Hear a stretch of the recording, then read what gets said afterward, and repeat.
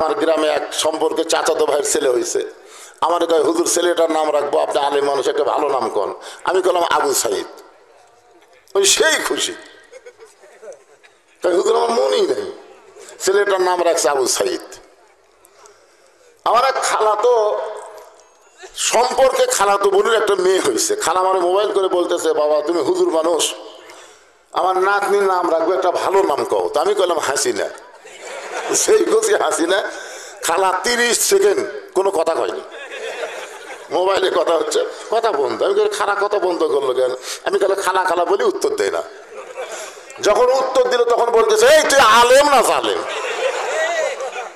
আমি বললাম খালা এত রাগ করছেন, আমি একটা ভালো নাম শুনবার চাইলাম আর তুই খুনি হাসিনার নাম কস।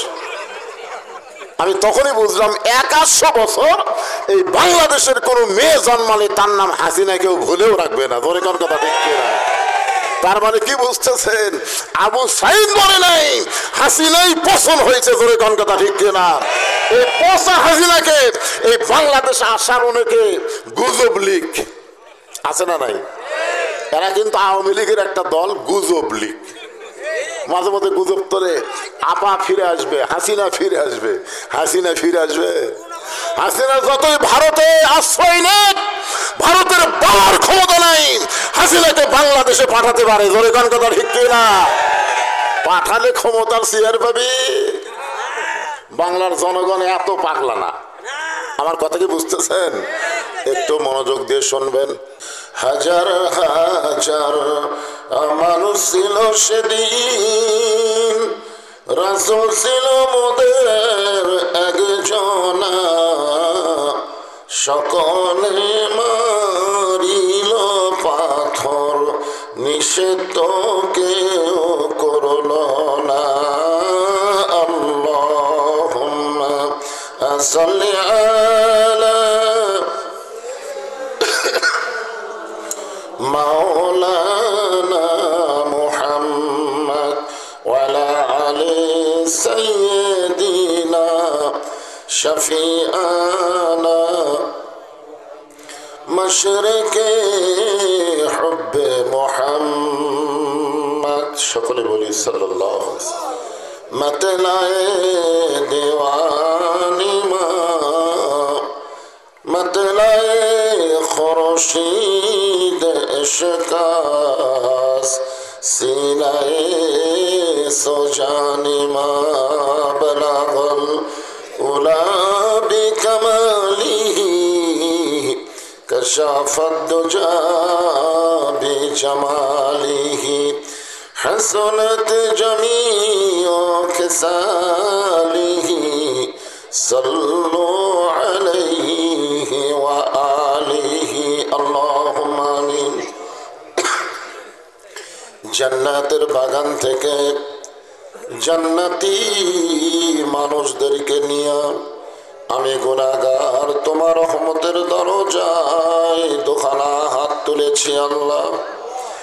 হাসরের ময়দানে জাব্বার আর কাহার নামে রূপ নিয়া তুমি যখন বিচার শুরু করবে, তোমার সামনে দাঁড়ায়া সমস্ত নবীরা নাফসি নাফসি বলে কানতে থাকবে। এমন কঠিন অবস্থা হাসরে হবে, সেদিন সমস্ত নবী তার উম্মতকে ভুলে যাবে, শুধু বলবে আল্লাহ আমার কি হবে, আমার কি হবে। একমাত্র দরদি নবী শাফাতের কান্ডারি ইয়া রব্বি হাবলি উম্মতি বলে সেজদায় পড়ে যাবে। সেই কঠিন মুসিবতের সময় আজকের এই মাহফিলকে ওসিলা করে আমাদের সবাইকে রাসূলের উম্মতের কাতারে আল্লাহ কবুল করে নিও। সুবহান রাব্বিকা রাব্বিল ইজ্জাতি আম্মা ইয়াসিফুন ওয়া সালামুন আলাল মুরসালিন ওয়ালহামদুলিল্লাহি রাব্বিল আলামিন। লা ইলাহা ইল্লাল্লাহ।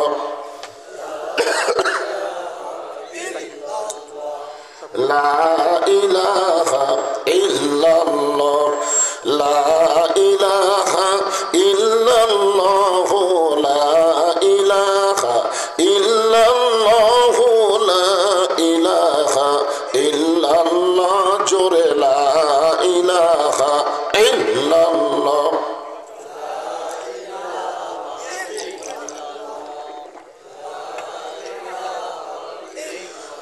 যার দিলে আছে আমার আল্লাহর ভয় যার মনে আছে আল্লাহর ভয় যার দিলে আছে আল্লাহর ভয় আল্লাহ আল্লাহ সব সময় আহার নিদ্রা ভালো লাগে না এই দুনিয়া ভালো লাগে না ভালো লাগে শুধু আল্লাহ জোরে লা ইলাহা ইল্লাল্লাহ লা ইলাহা ইল্লাল্লাহ মুহাম্মাদুর রাসূলুল্লাহ রাসূলের মহব্বতে সকলেই বলি সাল্লাল্লাহু আলাইহি ওয়াসাল্লাম। মাইকের সাউন্ড একটু কমে দাও। খাসবাগটা তফিপাড়া জামে মসজিদ কমিটি কর্তৃক আয়োজিত আরেকটু করে দাও, মানে চঞ্চল যেন না করে, এমন ভাবে দিয়ে চঞ্চল করা যাবে না। তাফসিরুল কোরআন মাহফিলে আল্লাহ তাআলা যিনাকে সম্মানিত সভাপতির আসনে কবুল করেছেন আলহাজ হযরত মাওলানা নিয়ামুল বারিক, আজকের এই মাহফিলের সম্মানিত সহসভাপতি আলহাজ মোহাম্মদ জৈন আবেদিন, সম্মানিত সভাপতি দ্বয়কে অন্তরের অন্তঃস্থল থেকে আমি শুভেচ্ছা জ্ঞাপন করছি। আজকের এই মাহফিলের সম্মানিত প্রধান অতিথি জনাব মোহাম্মদ মাসুদ রানা প্রধান,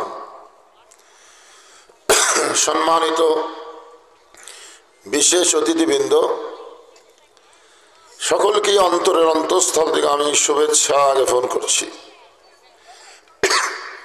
এই মুহূর্তে আমার সামনে যারা বসে আছেন, কঠিন অবস্থা, এরকম শীতে ফাঁকা, চারিদিকে একটু কাপড় দিয়ে ঘরের মতন করা লাগতো,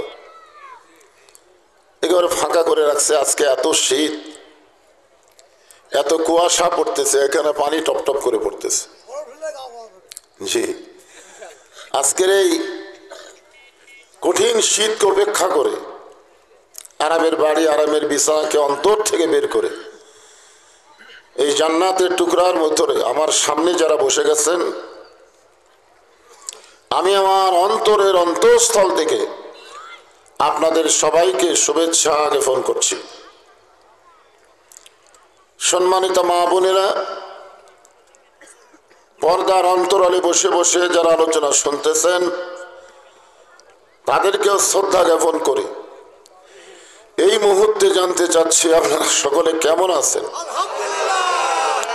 আলহামদুলিল্লাহ রাব্বিল আলামিন।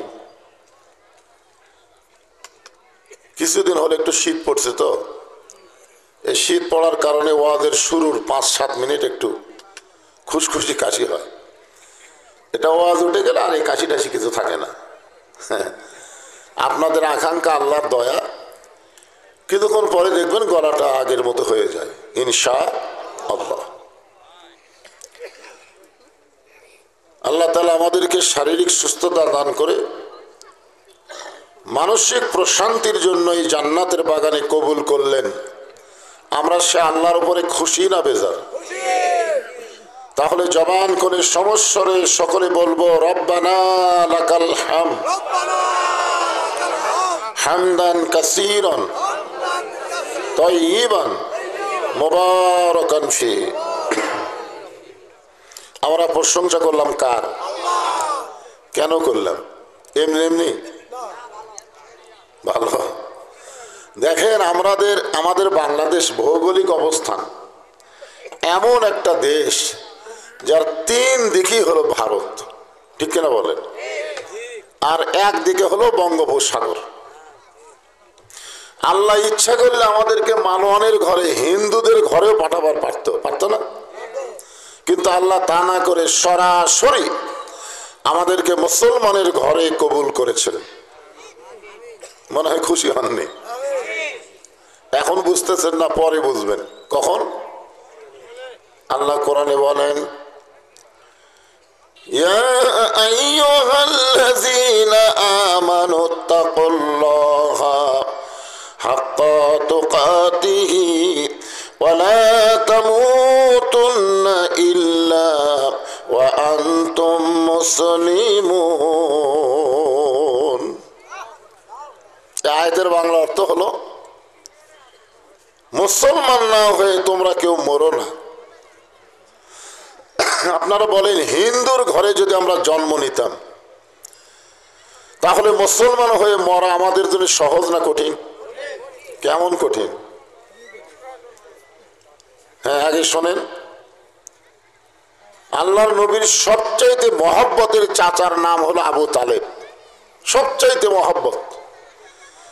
রাসূল বলেছেন, জন্মের আগেই আমি বাবা হারাইছি, জন্মের আগেই, অর্থাৎ মায়ের পেটে থাকতে আমার বাবা দুনিয়া থেকে বিদায় হয়েছে। কিন্তু দুনিয়াতে আসার পরে আমার বাবার অভাব আমি বুঝতে পারিনি।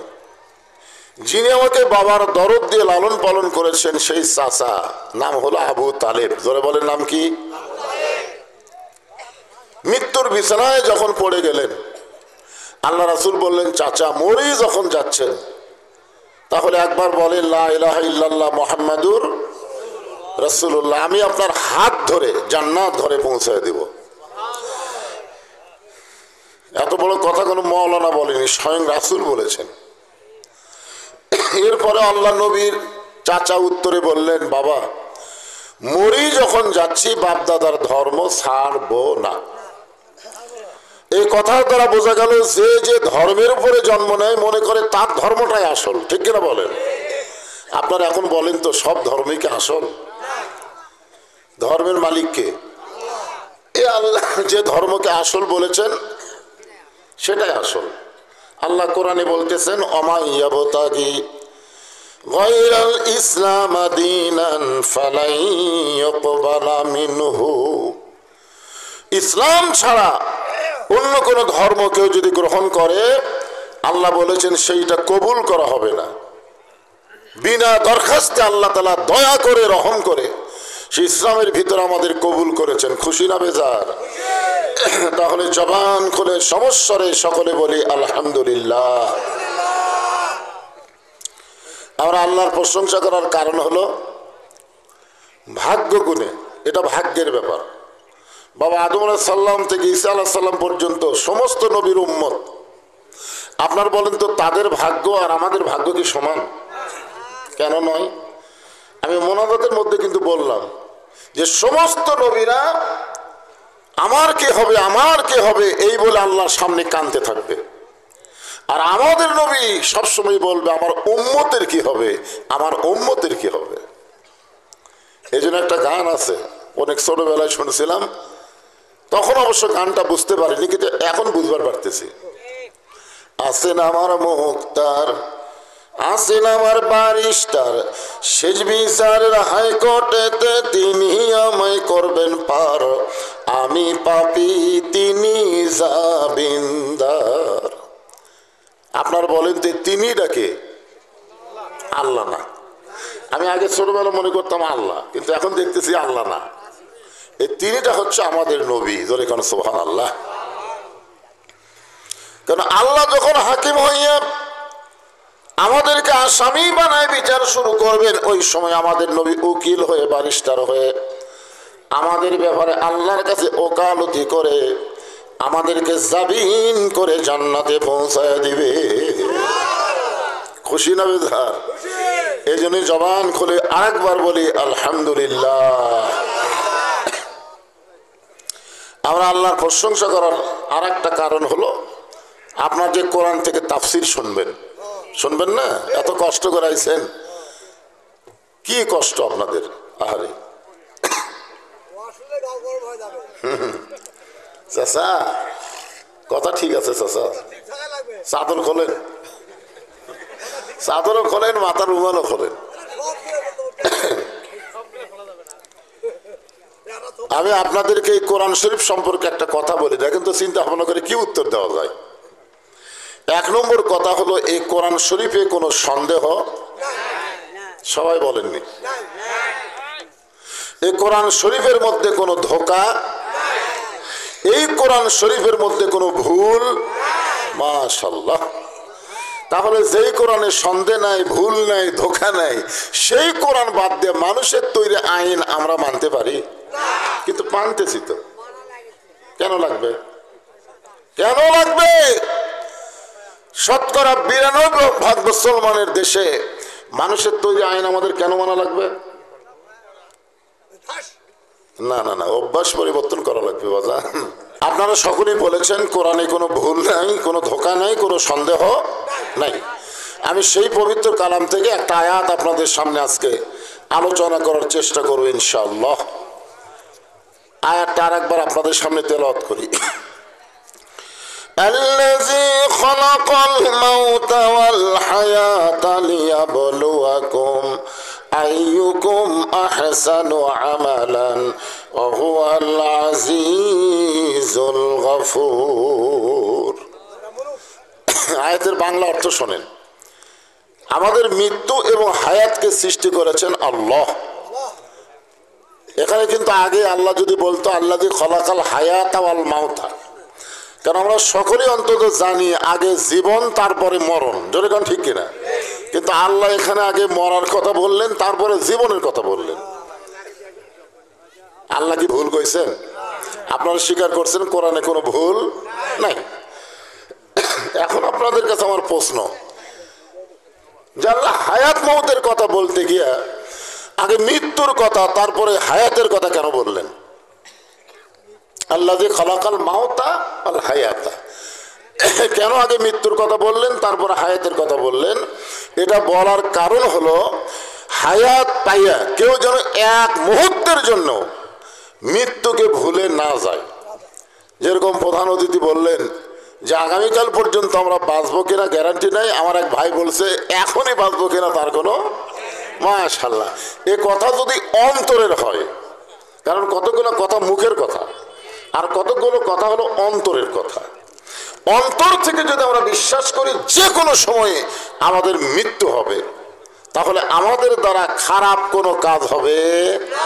এজন্য আল্লাহ বলতেছেন লিয়াবলুয়াকুম, তোমাদেরকে পরীক্ষা করা হবে। আমাদেরকে আল্লাহ পরীক্ষা করবেন। পরীক্ষা কিন্তু শুধুমাত্র মুসলমানকে আল্লাহ করেন, ইমানদারকে আল্লাহ পরীক্ষা করেন। বেঈমানদের কোনো পরীক্ষা নাই, কারণ বেঈমানেরা তো ভর্তি হয়নি, তার পরীক্ষা কি হবে? আমরা ভর্তি হয়েছি, আমাদের বিশ্ববিদ্যালয়ের নাম হলো ইসলাম, যেটার নাম কি ইসলাম, আর আমাদের ভর্তি হলো ইমান। আর ভর্তি হওয়ার পরে আমাদের পরীক্ষার বিষয়টা হলো নেক আমল। খুব খেয়াল করবেন, এখানে বলা হচ্ছে আইয়ুকুম আহসানু আমালা, তোমাদেরকে সুন্দর আমলের পরীক্ষা করা হবে। সুন্দর আমল, আমাদের বাংলাদেশে নেক আমল আছে কিন্তু সুন্দর আমল নাই। কারণ সুন্দর আমল করতে গেলে সুন্দর একটা পরিবেশ লাগবে। আপনারা বলেন তো, 15.5 বছর আমরা যে পরিবেশ পাইছিলাম, রব্বানা আতিনা ফিদ দুনিয়া হাসিনা, কি খান, যে পরিবেশ আমাদেরকে দিছিল, একটা কোরআনের মাহফিল করাও আমাদের জন্য বড় কঠিন হয়ে গেছিল। ধরে কোন কথা ঠিক কিনা? আমি আপনাদের পাঁচবিবির এলাকায় 2টা না কয়টা মাহফিল আইছিলাম, প্রত্যেকটা মাহফিলের প্রধান অতিথি জোর করে একটা লোক হয়েছিল, তার নাম হলো বেনু। নাম কি? বেনু। হ্যাঁ, এই বেনুকে অতিথি না করলে মাহফিলই করা যাবে না। আমি আপনাদের এই খাস বাট্টায় দিনের বেলায় ছিলাম, মনে আছে আপনাদের? তাও আর সেদিন পাঁচবিবির হাট, ঠিক সেই দিনই মাহফিল। তো যাই হোক, আজকে তো দিনের বেলা হাট, একদিকে হাট আছে আর দিনের বেলা ওয়াজ হচ্ছে, একদিকে হাট হচ্ছে। যাই হোক, আমি যেটা বলতে চাচ্ছি যে এমন একটা পরিবেশ ছিল, কোরআন মানা তো দূরের কথা, কোরআনের হক কথা বলা যাইতো না। ধরে কোন ঠিক কিনা? কিন্তু আপনারা এখন বলেন, এখন কোরআনের হক কথা বলতে আর কোনো সমস্যা আছে? থানা আটকে যাওয়া লাগে যে কোরআনের মাহফিল করবো, অনুমতি দেন না। তাহলে বোঝা গেল যে মোটামুটি হাসিনা পলানোর সাথে সাথে একটা সুন্দর পরিবেশ তৈরি হয়েছে। ধরে কোন কথা ঠিক কিনা? খুশি না বেজা? হ্যাঁ, পরিবেশ সুন্দর হলেই খুশি হয় না, তারপরে কাজ আছে। সুন্দর একটা পরিবেশ যদি আপনি চিরস্থায়ী ভাবে রাখতে চান, মানে কিছু সময়ের জন্য না, চিরস্থায়ী ভাবে সুন্দর পরিবেশ যদি রাখতে চান, তাহলে সুন্দর একটা সমাজ লাগবে। যেরকম সুন্দর একটা কি লাগবে? সমাজ লাগবে। সুন্দর একটা সমাজ যদি চিরদিন আপনি ধরে রাখতে চান, তাহলে সুন্দর একটা রাষ্ট্র লাগবে। যেরকম সুন্দর একটা কি লাগবে? আর সুন্দর একটা রাষ্ট্র যদি আপনি তৈরি করতে চান, তাহলে মানুষের তৈরি করে আইন দিয়ে চলবে না, আল্লাহর কোরআনের আইন লাগবে। যেরকম ঠিক না?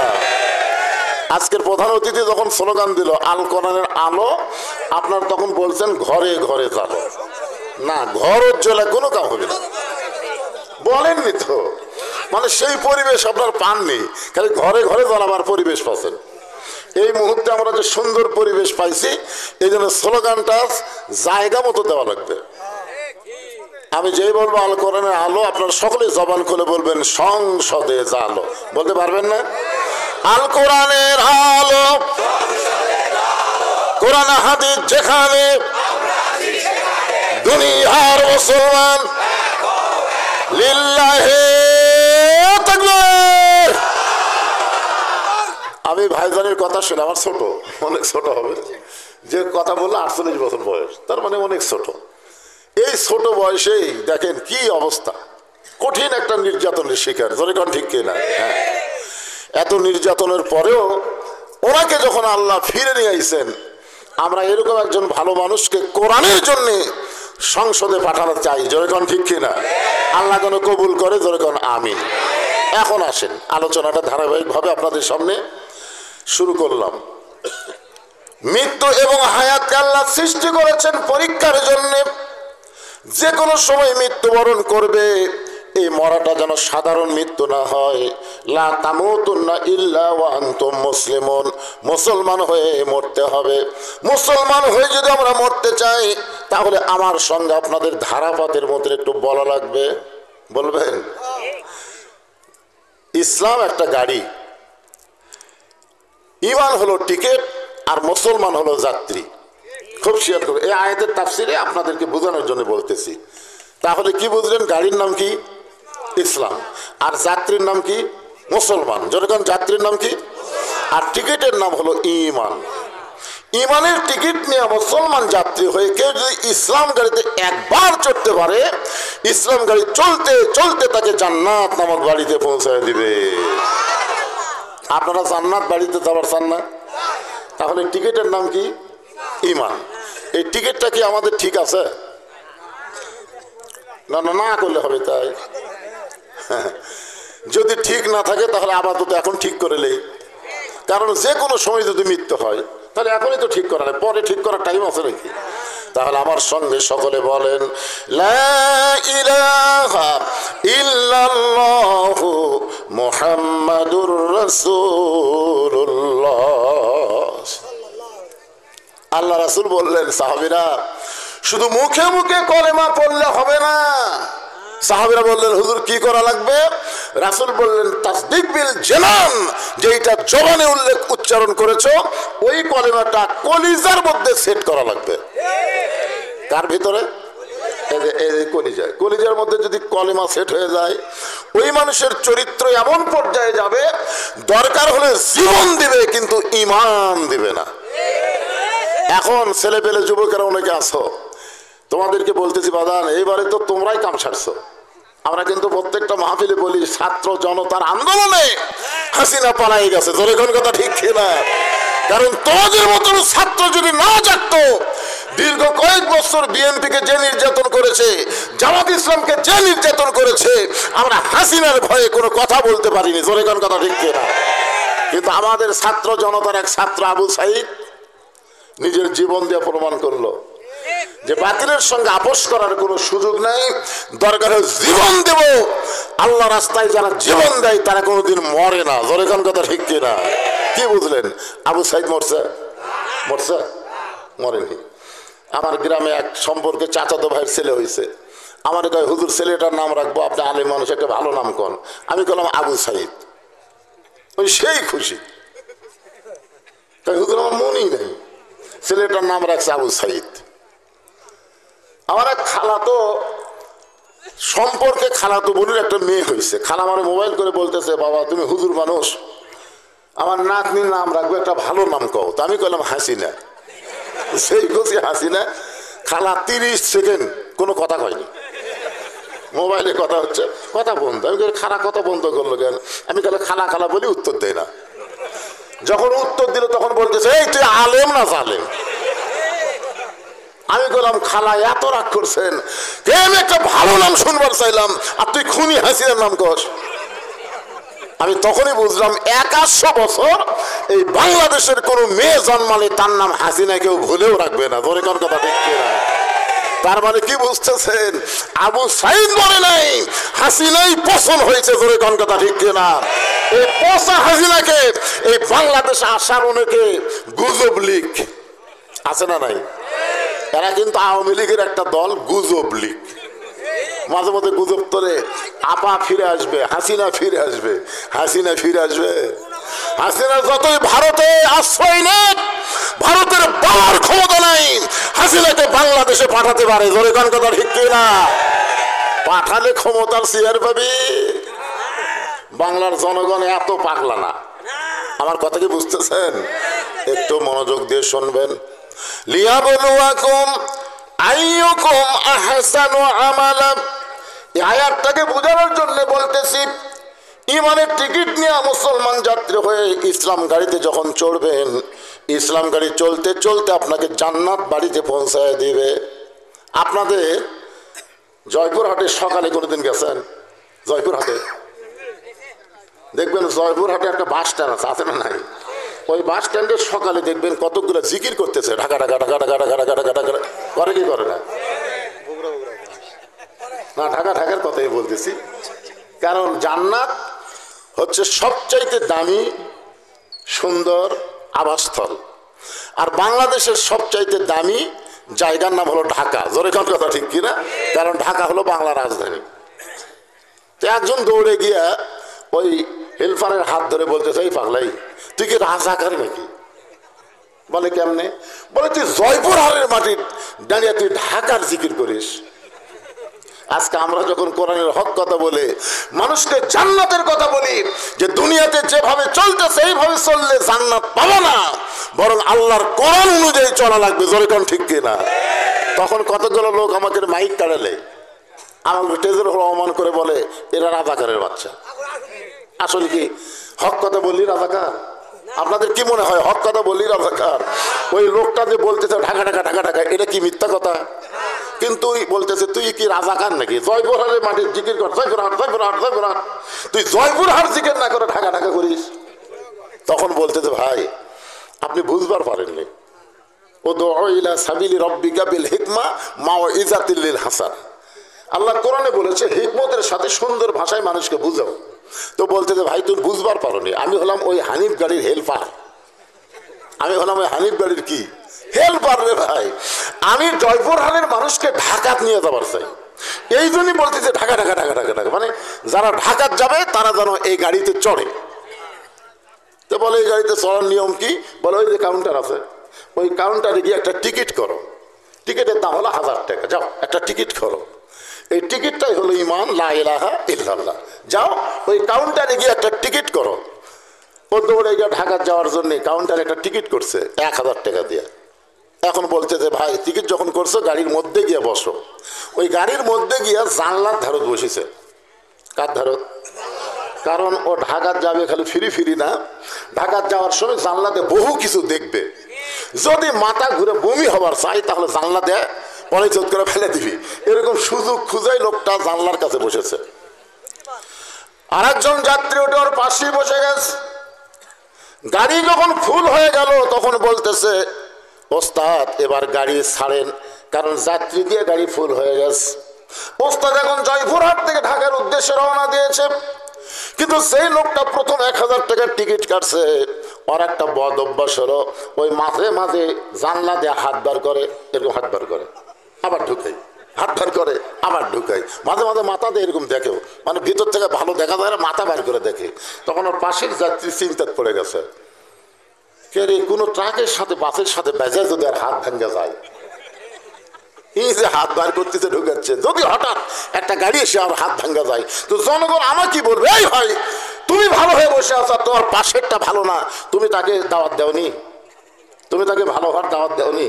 মনে করেন আপনি নামাজ পড়েন, আপনার পাশের বাড়ির লোক নামাজ পড়ে না, আপনি মনে করতেছেন আমি নামাজ দিয়ে জান্নাতে যাবো, এত সোজা না, এত সোজা না।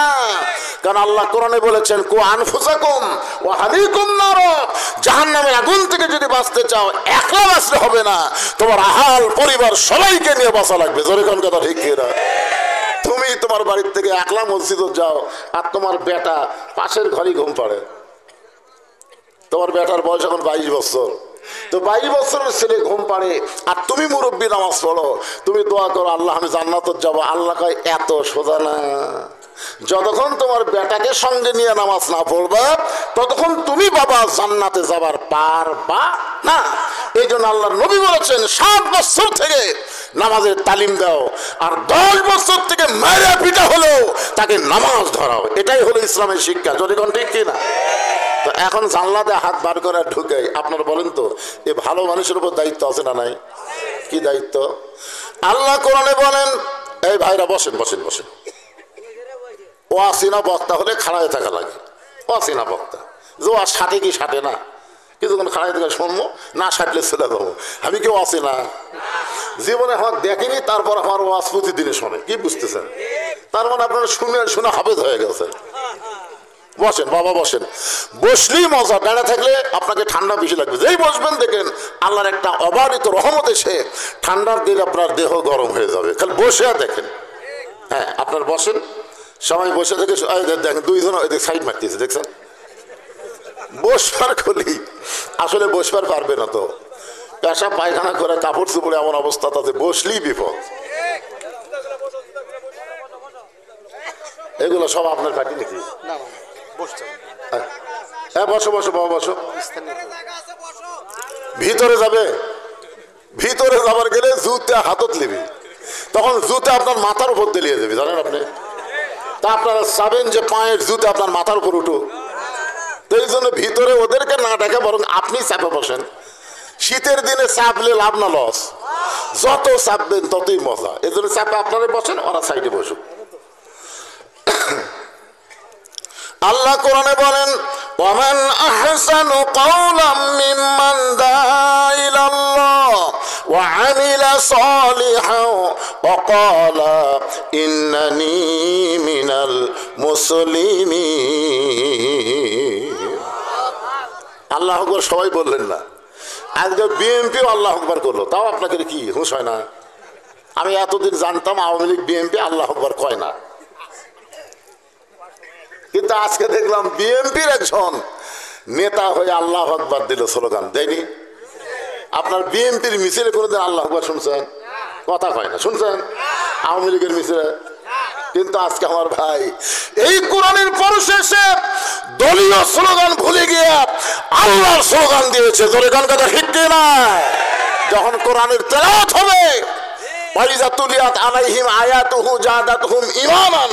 আল্লাহ তার ঈমান এমন বাড়িয়ে দিবে যে জবান দিয়ে শয়তান তাড়ানোর আল্লাহু আকবার বের হয়ে যাবে। তো আপনাদের তো বার হলো না। এই আয়াতের বাংলা অর্থ শোনেন আগে। ওই মানুষের চাইতে উত্তম কোনো মানুষ নাই যেই মানুষ আল্লাহর রাস্তায় মানুষকে দাওয়াত দেয় এবং নিজের নেক আমল করে, এবং সে যে মুসলমান এটা সমাজের মধ্যে প্রকাশ করে বেড়ায়। এখন সে ভালো হয়ে বসে আছে, ওকে বলতেছে ভাইজান আপনি যে গাড়ি তুলছেন গাড়ির নিয়ম কানুন জানেন না, মানে ভাই সুন্দর করে বলতেছে, হাত বাইর করতে ঢুকাচ্ছে। তো আপনি যে গাড়ি চড়ছেন হারিফ গাড়ির নিয়ম জানেন না? আপনার মাথার উপর দেখে লেখা আছে হাত বাহিরে রাখবেন না, মাথা বাহিরে রাখবেন না, নিজের জিনিস নিজের সযত্নে রাখবেন, অন্যর জিনিস নেবেন না। দেখেন তো লেখা আছে না? ওই পড়ার পরে বলতেছে জানি ঠিকই মানি না, মানে লেখা আছে ওটা জানে কিন্তু মানি না। জানি ঠিকই মানি না, মানার দল করি না। এই বাংলাদেশে যারা মানার ওয়াজ করে আমি তাদের 2 চোখে দেখবার পারি না। কি বলতেছে? হাত বাহিরে রাখা যাবে না, মাথা বাহিরে রাখা যাবে না, নিজের জিনিস নিজের সযত্নে রাখবেন, অন্যের জিনিস নিবেন না, এগুলো সবই আমি জানি ভাই, কিন্তু মানি না রে। এই বাংলাদেশে যারা মানবার বলে তাদেরকে আমি দুই চোখে দেখবার পারি না। তখন এই লোকটা চিন্তা করতেছে, আল্লাহ এর হাত ভাঙ্গাই ভালো, কারণ জানে ঠিকই মানে না। বাংলাদেশে কে জানে না নামাজ না পড়লে জাহান্নামে যাওয়া লাগবে? কে জানে না? কোন আপনারা জানেন না? আল্লাহ রাসূল বলেছেন, মান তারাকা সালাতো মুতাম্মিদান ফাকাত কাফারা, ইচ্ছা করে একটা ওয়াক্ত নামাজ যারা বাদ দিবে, ইচ্ছা করে একটা ওয়াক্ত, ফাকাত কাফারা, সে আল্লাহর সঙ্গে কুফরি করলো। বাইনাল আবদি ওয়াল কুফরি তরকুস সালাত, বান্দার কাফের মধ্যে পৃথক করার জিনিসটার নামই হলো নামাজ। যে নামাজ পড়বে সে আল্লাহর বান্দা, আর যে নামাজ পড়বে না সে কি? তাহলে যে নামাজ পড়বে সে কি হবে? না, যে নামাজ পড়বে সে কি হবে? বান্দা। ধরিকন কি? এই যে বলতেছে বাইনাল আবদে, আব্দুল মানে তো বান্দা, ওয়াল কুফরি, বান্দার কাফের মধ্যে পৃথক করার জিনিসটা হলো নামাজ। আল্লাহ কোরআনে বলেন, ফাদখুলি ফি ইবাদি ওয়াদখুলি জান্নাতি, যে আমার বান্দা হয়ে মসজিদের মধ্যে ঢুকলো, ও মসজিদের মধ্যে ঢুকলো না, ও যেন জান্নাতের মধ্যে ঢুকে গেল। না সুবহানাল্লাহ, খুব জোরে হচ্ছে না। তার মানে আপনার মনে হয় আজকে শীতের ঠেলায় এসব নামাজ পড়েননি। এই আপনারা, এই যুবকেরাই, তোমরা এসব নামাজ পড়লেন নাকি? আপনি যুবক, কাক কই কে উত্তর দেয়? যারা এশার নামাজ না পড়ে শুনতেছে, এদের চেহারা কেমন? বক্তা ওয়াজ করছে, মাথার উপর কেউ টুপির উপর পাগড়ি পরে নামাজ পড়লে আল্লাহ খুশি হয়ে 70 গুণ সওয়াব দেয়।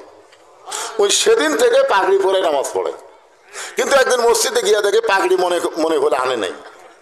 ও চিন্তা করতেছে, জামাতে নামাজ পড়লে 27 গুণ আর পাগড়ি দিলে 70 গুণ।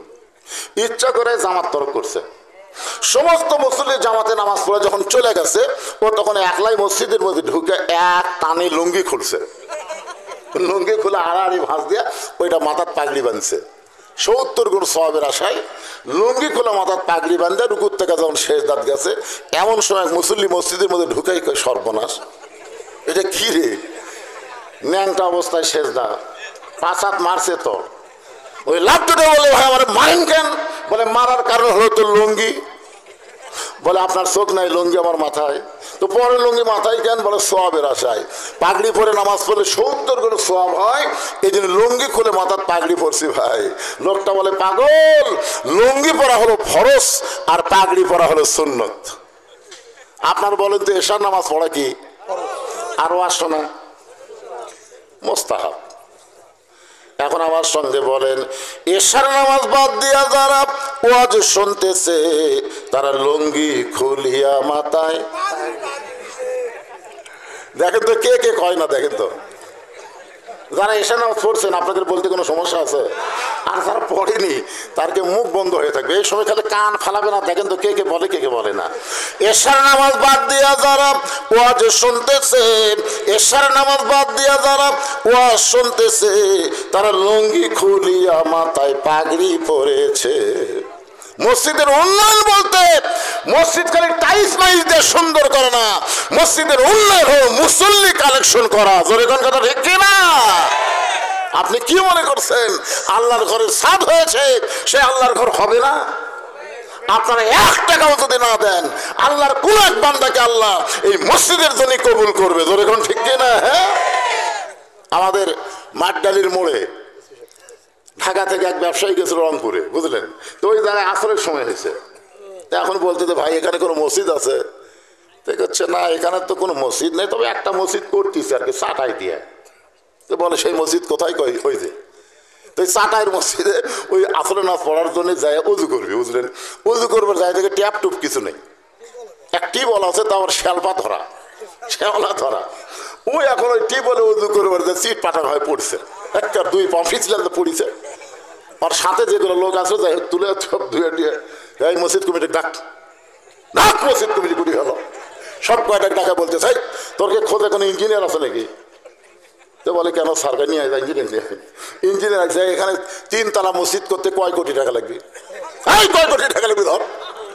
এর সাথে সাথে আর একে মোবাইল করছে, ওখানে মোবাইল করে টাকা নিয়ে আসে ইট সিমেন্ট রড যা লাগে 3 তলা মসজিদ এক ব্যক্তি 3 মাসের মধ্যে করে দিয়েছে। সুবহানাল্লাহ। এলাকার লোককে স্বপ্ন দেখলাম নাকি, কি হলো? আসার পড়ার কারণে মসজিদ হয়ে গেল। তা আপনার মনে করতেছেন যে মসজিদ হবে না? কি মনে হচ্ছে মসজিদ হবে না? অবশ্যই আল্লাহর কোন বান্দা আছে, আল্লাহ তার জন্য জান্নাতে একটা ঘর বানাবে, যে দুনিয়াতে আল্লাহর ঘর মসজিদ বানাবে। জোরে কান কথা ঠিক কিনা? কিন্তু সমস্যা হলো নামাজ। নামাজ এই তবি পড়ার সবাইকে নামাজ পড়ে, এইটা হলো সমস্যা। খালি জুম্মার দিনে জুম্মা মারলে হবে না, 5 ওয়াক্ত নামাজ মসজিদে পড়া